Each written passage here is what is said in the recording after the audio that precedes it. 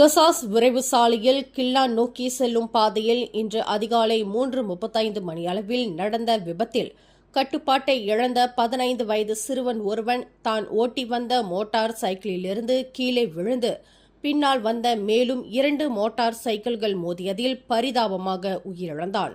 சம்பவ இடத்தில் உயிரிழந்த அந்த சிறுவன் விபத்துக்குள்ளான பின் சாலையின் நடுவில் வீசப்பட்டதாகவும் பின்னர் மோதிய அந்த 2 மோட்டார் சைக்கிள் ஓட்டுநர்களும் அடையாளம் காணப்படாத நிலையில் உடனடியாக சம்பவ இடத்திலிருந்து தப்பியோடிவிட்டதாகவும் நம்பப்படுவதாக கிளாங் சலாத்தான் மாவட்ட காவற்படையின் துணைத் தலைவர் சூப்பரிண்டென்டன்ட் கமால் அரிஃபின் அமன் ஷா தெரிவித்தார்.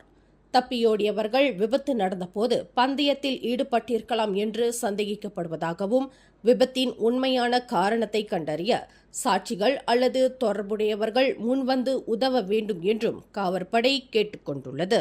மேலும் செய்திகளை தெரிந்து கொள்ள கீழே இருக்கும் பெல் பட்டனை அழுத்துங்கள். உங்கள் மகிழ்ச்சியை வெளிப்படுத்த லைக் மற்றும் ஷேர் செய்யுங்கள். தொடர்ந்து திசைகளோடு இணைந்திருக்க சப்ஸ்கிரைப் செய்யுங்கள்.